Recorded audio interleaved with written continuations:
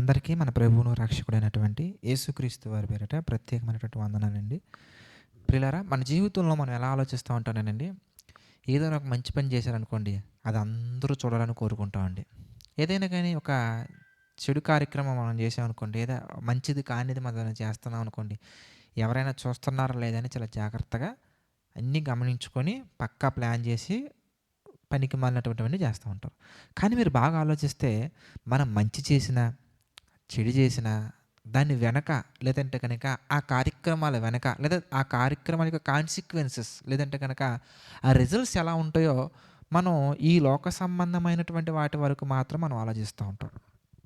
కానీ మీకు ఒక విషయం చెప్పమంటారా బైబిల్‌లో నుంచి? అదేంటంటే, మీరు చేసే ఆ చెడు కార్యం మీరు చేయటానికంటే ముందు, చెడు కార్యం అనటం కంటే బైబిల్‌లో పాపము అనే పదాన్ని అక్కడ ప్రస్తావించడం జరిగింది ప్రతి చోట కూడా. ఈ పాపం మీరు చేయటానికి బ్యాక్‌గ్రౌండ్ వర్క్ ఎంత జరిగిందయ్యా అంటే, మీరనుకుంటారు అది వాళ్ళు ప్రేరేపించారు, వీళ్ళు ప్రేరేపించారు, లేదా నాకు అలాంటి ఆలోచనొచ్చింది. బలహీనమైన క్షణం. మన పదాలు అలాగే ఉంటాయండి. బలహీనమైన క్షణంలో అలా జరిగిపోయింది. ఏదో అయిపోయింది. ఇలా మాట్లాడుతూ ఉంటాం గానీ, మనం బలహీనమైన క్షణం అని మనం అనుకుంటున్నాం గానీ, ఎంత ఫోర్స్‌ఫుల్ వర్క్ జరిగిందో మీరు చూడండి. హబక్కూకు గ్రంథం మనం చూస్తే, ఒకటో అధ్యాయం మనం చూద్దాం. హబక్కూకు గ్రంథము ఒకటో అధ్యాయం మనం చూస్తేనండి, 15వ వచనం మనం చూద్దామండి. హబక్కూకు గ్రంథం ఒకటో అధ్యాయము 15వ వచనం మనం చూస్తానండి. వాడు అంటే అపవాది చూసారా, తన వలతో చాలా చక్కగా చూద్దామండి. వాడు గాలము వేసి మానవులనందరినీ గుచ్చిలాగి ఉన్నాడు. ఏం చేస్తున్నాడంటే మానవులందరినీ కూడా వల వేసి, గాలము వేసి గుచ్చిలాగి ఉన్నాడు. ఉరులు ఒగ్గి చిక్కించుకొనుచున్నాడు. వాడు తన వలతో వారిని కూర్చుకొని సంతోషపడి కంతులు వేస్తున్నాడు.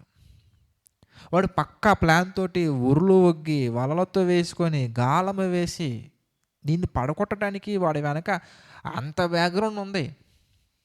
నువ్వు పడిపోయిన వెంటనే ఎంత సంతోషపడుతున్నాడంటే గంతులేసేస్తున్నాడండి ఆయన. ఎవరు? సాతాను. కానీ దేవుడు ఆ సందర్భంలో ఆయన ఎలా ఉంటారయ్యా అంటే చాలా బాధపడుతూ ఉంటారండి. ఆయన మిమ్మును గురించి చింతించుచున్నాడు అనే పదం మనకు కనబడుతుందండి బైబిల్‌లో. ఆయన మానవులను చేసినందుకు హృదయంలో నొచ్చుకొనని మనకు కనబడుతుందండి. మనం అనుకుంటాం సింపుల్‌గా ఒక సినిమానే కదా, ఒక సాంగే కదా, ఒక గేమ్ కదా, చిన్నదే కదా, ఏముంది చిన్న అబద్ధం కదా. కానీ చిన్నవి కాదండి అవన్నీ కూడా. నువ్వు ఆ చిన్నదే నువ్వు అనుకుంటున్నావు.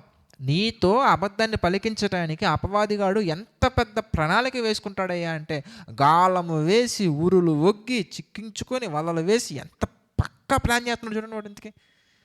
అందుకే దేవుడు అంటారండి, అపవాది యొక్క వలల్లో పడిపోకుండా, దేవుడు మాట్లాడుతున్న మాట మనం చూస్తే, వాడి వలల్లో పడకుండా, వాడి ఉరుల్లో చిక్కుకోకుండా, వాడి గాలానికి పడిపోకుండా ఎవరైతే నిలబడతారో, ఒకవేళ పడినటువంటి వాళ్ళైనా కానీ, ఎవరైతే గ్రహించి నేను అపవాది యొక్క వాడి దగ్గర బానిసగా ఉన్నాను, వాడి కాళ్ళ కింద నేను పనిచేస్తున్నాను నేను ఎవడైతే గ్రహించి దేవుని యొక్క పాదాల చెంతకు వస్తారో వారిని బట్టి దేవుడు రాయిస్తున్నటువంటి ఒక మాట మనం చూస్తే, రాయించినటువంటి మాట లూకాసు వార్త మనం చూద్దామండి.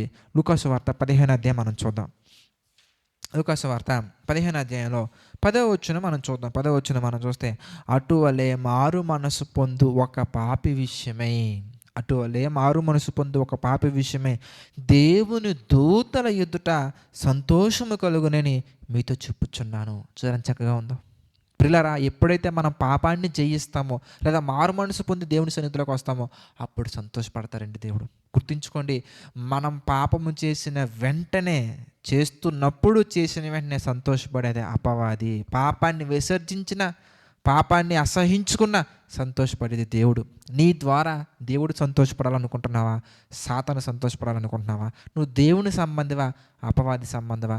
నీ ద్వారా ఎవరు నిలబడాలనుకుంటున్నావు? నీ ద్వారా ఎవరికి మహిమ రావాలనుకుంటున్నారనేది ఒకసారి ఆలోచించుకోండి. ప్రార్థన చేసుకుందాం. ప్రతి ఒక్కరు తలలోంచి ప్రార్థనలు ఏకీభవించండి. ప్రార్థన. ప్రేమగల తండ్రి, దయగల దేవ, పరిశుద్ధుల మహోన్నతుల తండ్రి, గడిచిన కాలమంతా మీకు రెక్కల చాటున భద్రపరిచి మమ్మల్ని యొక్క సన్నిధిలో నిలబెట్టినందుకు కృతజ్ఞతలు తండ్రి. దేవ, మీ చిత్త ప్రకారంగా జరుగుతున్నటువంటి పరిచర్ని మీరు జ్ఞాపకం చేసుకోండి. డైలీ డివోషన్స్ ద్వారా తండ్రి ఎంతమంది అయితే ఆదరించబడుతున్నారో, ఎంతమంది అయితే బలపడుతున్నారో తండ్రి, వాళ్ళందరినీ మీరు నిలబెట్టండి, బలపరచండి. మీ యొక్క నామానికి మహిమకరంగా తండ్రి ఆశీర్వదించండి. మీ కృపలో మా తండ్రి అంతకంతకు దీవించండి. దేవా, ఈ డైలీ డివోషన్స్ దాన్ని ఎంతమంది షేర్ చేస్తున్నారో, షేర్ చేస్తున్న ప్రతి ఒక్క బయటను కూడా మా తండ్రి మీరు జ్ఞాపకం చేసుకోండి. వారి కుటుంబాన్ని బలపరచండి, ఆశీర్వదించండి. మీ చిత్త ప్రకారం నడిపించండి.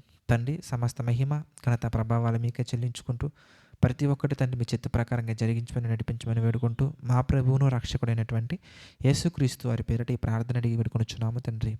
ఆమేన్. అందరికీ వందనాలండి. God bless you all.